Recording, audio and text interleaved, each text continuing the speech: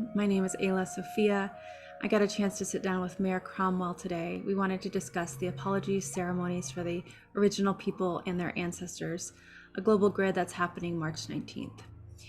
We wanted to sit down and answer some questions that have really been underlying the conversation around the global grid, the apologies, what's inspiring it, and if you're feeling the prompting of your own heart to join us in what that means and what that looks like and what we'll be doing together.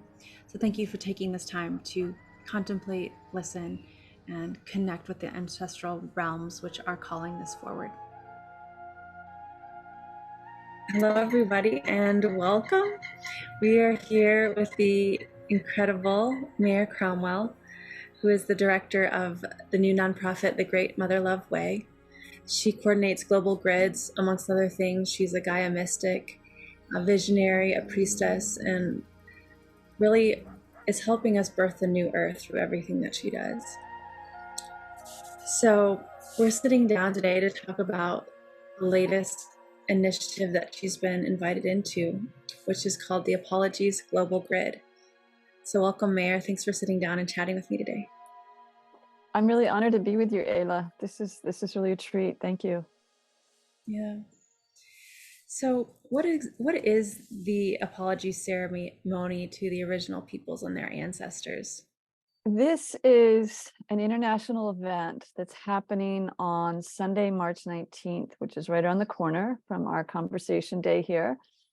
And this is going to be a day of people doing apology ceremonies to the original peoples of where they live and their ancestors, or they may choose to offer apologies to original peoples around the world or another specific region.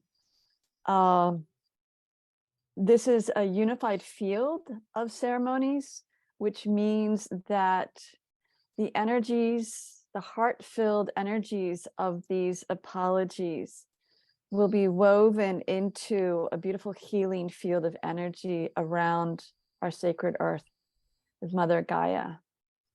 And I've been organizing global grids of ceremonies since 2016. They've just been evolving. I'm known more for the 1,000 Goddesses Gathering Global Grid. And this particular unified field, called the Apology Ceremonies for the Original Peoples and Their Ancestors, kind of a mouthful, is one that is targeted, directed toward bringing forward healing energies between the races, between the conquerors and the conquered. And it's a rather daunting one for me to be working on, I have to be honest. So who's behind this? What group or individual spurred this on? Where's it coming from? Yeah, this was not my idea to organize this. The initiative in doing this came from the first started in Australia. I was in Australia and New Zealand in the spring of 2019. And the final event that I was to lead in Australia was a workshop with a really wonderful Australian friend of mine that I'd known since the early 90s. And her town that she lived outside of was the site of an Aboriginal massacre where the white settlers who were moving in decided they wanted the site of their Aboriginal village for their new town.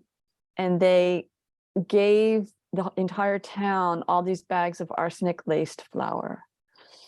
And when I arrived there to be with my friend to prepare for this workshop, she took me for a tour around the village, the white town called Bellingen. And the energies were just really funky. And I'm very sensitive to energy. And I've been studying with Native American teachers for 26 years plus, and have along with some other gifted mentors. And so I kind of have this radar of energies that are off. And the energies were way off in that area. And I asked my friend, what is going on here? Things don't feel right. And she told me about the massacre.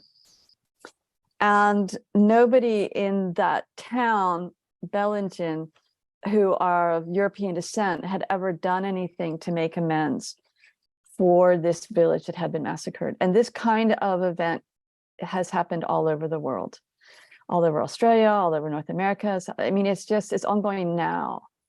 And it's so wrong, and it's really horrific. And in most cases, the amends have not come forward from the perpetrators and their descendants, shall we say. And so I got woken up at 6 o'clock, 2 days before the event was supposed to happen. And as a Gaia mystic, Mother Gaia was actually brought into my energy body in a ceremony. So I don't just hear Mother, she's in my energy field from the ceremony that took place with the Algonquin man, a medicine man, in early June 2012. And Mother came into me that morning more powerfully than I could remember she ever had.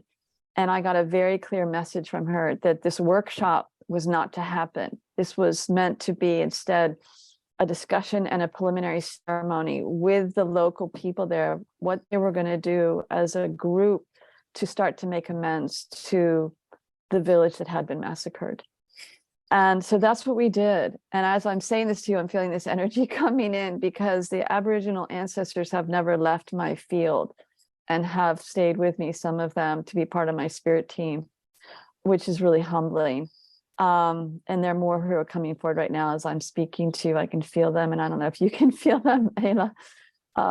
So that was the first event that I did that was totally like not planned as an event, but it was called for. And then I came back to the United States. I did stay in touch with some of the people in that village, that town, and they let me know that a council was created, a committee with representation from Aboriginal elder and white people, and things were moving forward, which was really beautiful. So fast forward, later that summer, I was in a certain part of Maryland on the Potomac River, northwest of DC, and I live in Maryland, not that far from the Potomac River. And an ancestor here, a native ancestor here that I had connected with a few years before with a medicine person, came forward and asked me to organize another apologies ceremony, which I did. Because when an ancestor asks you to do something, you don't say no. You just can't say no. And so then a year later, or 2 years later, another ancestor came forward at the backside of a friend's property that abuts a huge park called Seneca State Park, which Seneca, if you don't know who they are native peoples in North America. And so we did a ceremony there around sacred fire. And that was in early September of 2021. And a couple of days later, I was driving my car to Baltimore to go to my dentist, and an ancestor was in the back seat. I could feel that ancestor, and I heard very clearly the message, will I organize a global grid of apology ceremonies to the original peoples and their ancestors? And of course, I said yes, because you can't say no.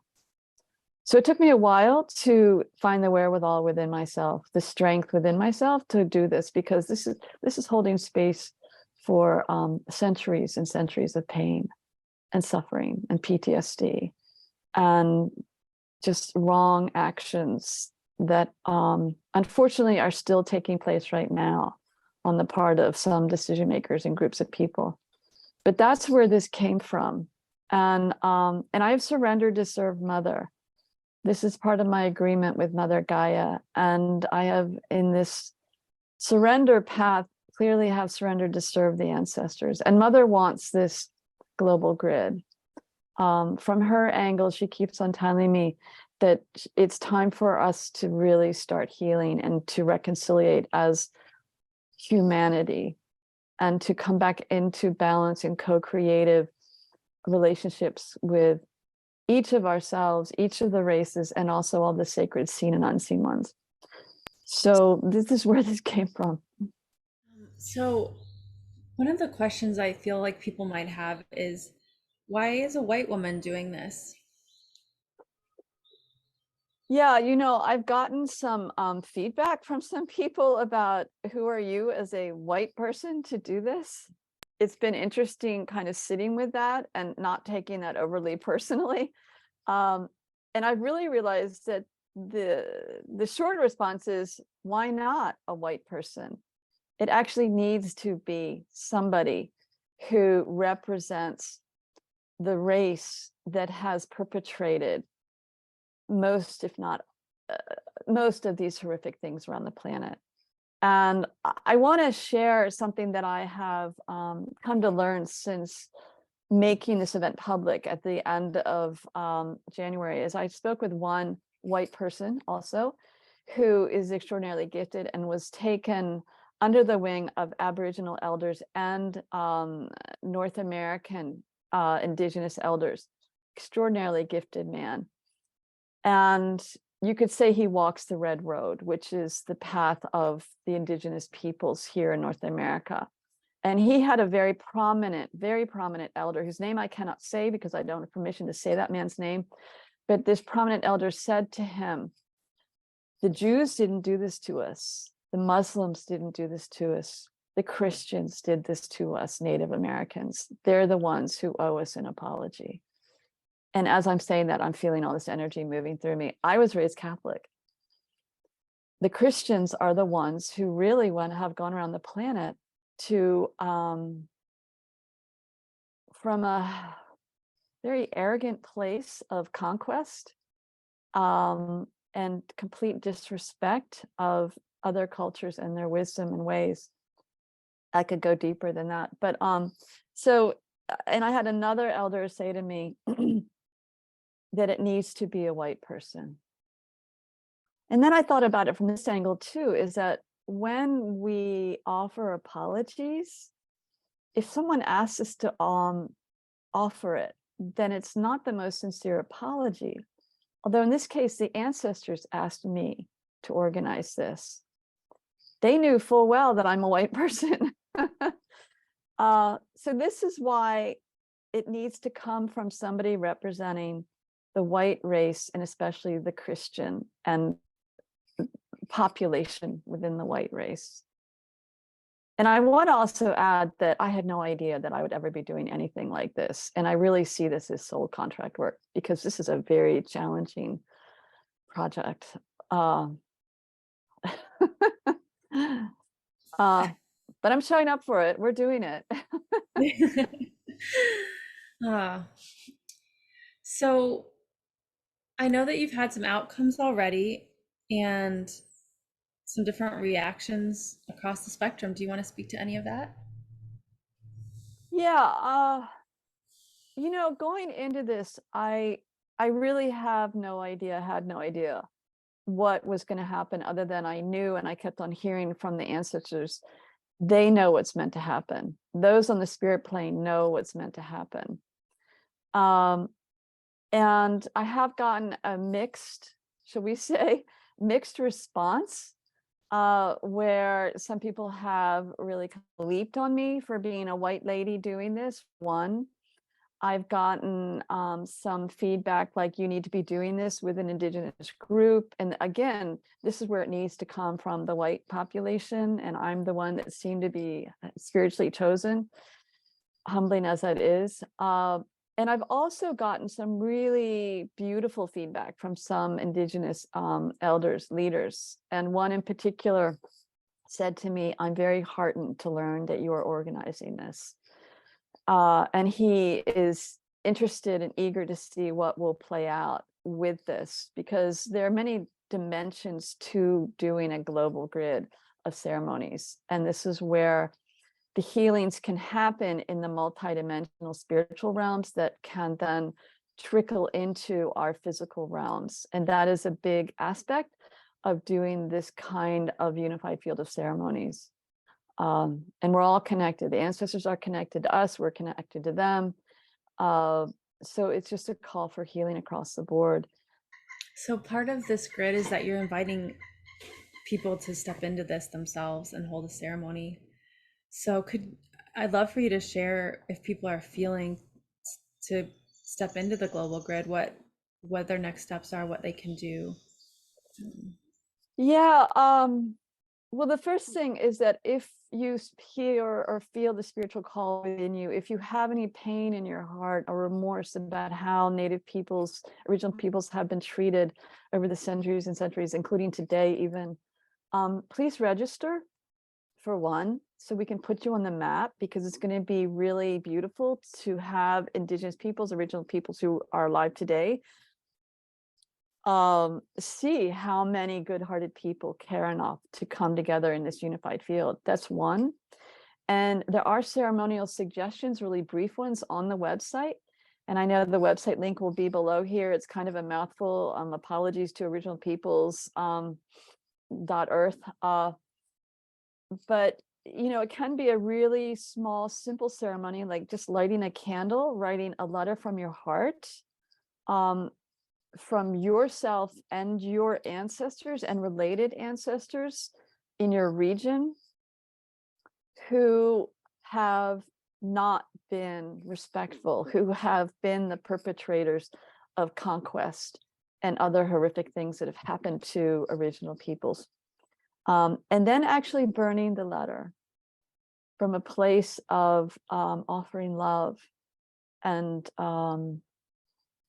asking for the ancestors, even, because they hear us. They hear us. And on some level, and there's a lot I don't know about the ancestral plane, but on some level, I know that there are ancestors who were the perpetrators, who are waiting to be cleared. And they have their own karma, there's all that, but there's a level of residual trauma within those ancestral planes that I'm hoping will be healed. And when I tune in, I'm getting, yes, there will be some. The extent I can't tell you, but this is where we're all connected. And when the healing happens in the spirit planes, it starts to filter into our physical planes and vice versa. And then I also really want to add that, and I'm kind of going ahead of myself and back, is that it's really important before you even start to, one of the main suggestions is focus on the original peoples where you live. Because even in Europe, where the original peoples have not lived in those regions for upwards of 1,500, 2,000 years, give or take a few hundred years, their ancestors are still there. And so it's really helpful to research who are the original peoples where you live on your part of the globe, in your region, and learn as much about them as you can so that you have a sense of who it is you're speaking to when you're offering these apologies. And then once you've done your ceremony and burned your letter, and you may be more elaborate with your ceremonies. I mean, there are lots of different ways to do ceremony, countless, infinite ways. Some people are really trained and have done really complex ceremonies, and that's more than welcome. But a very simple one is just, lighting a candle, researching who the original peoples are, writing a letter to them, representing you and the ancestors who are the perpetrators, and then burning it. And then offering your love and your gratitude to all who have been listening on the spirit plane. And then what happens after that is completely up to each individual, but it is very, very strongly recommended that you then take some more steps and to honor the people who are the original peoples where you live by mentioning them whenever you do a workshop, or have them mentioned at the bottom of your website or your email signature. Their ancestors are still here. And in some cases, many cases, the people are still here as far as the tribes, depending on where you live, what region of the world you're in. It's also would be rich to research what treaties, if you can find the information on what were the treaties that were signed, quote unquote, largely by coercion, by the indigenous peoples where you live, if there were any that were recorded, and learn more about those treaties. And then you can take it much deeper too. Become an activist to support them.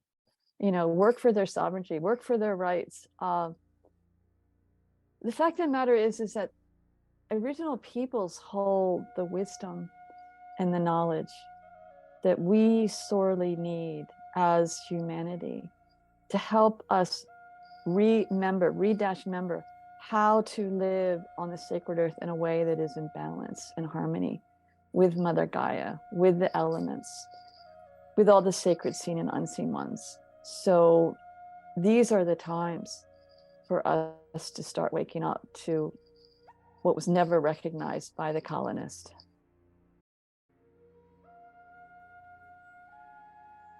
And honestly, you know, it's like the breadcrumbs are being shown every day as to what will really manifest that weekend.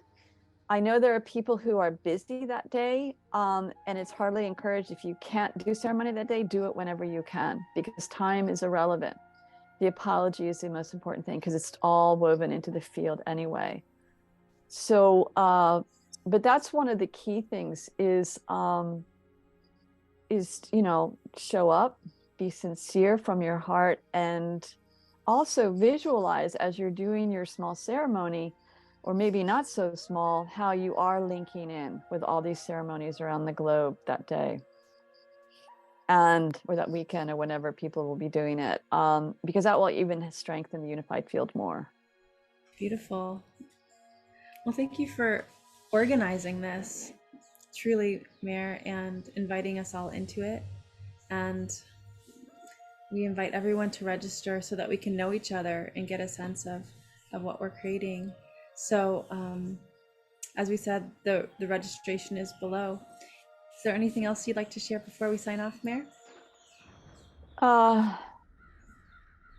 Yeah, and I'm tuning in right now.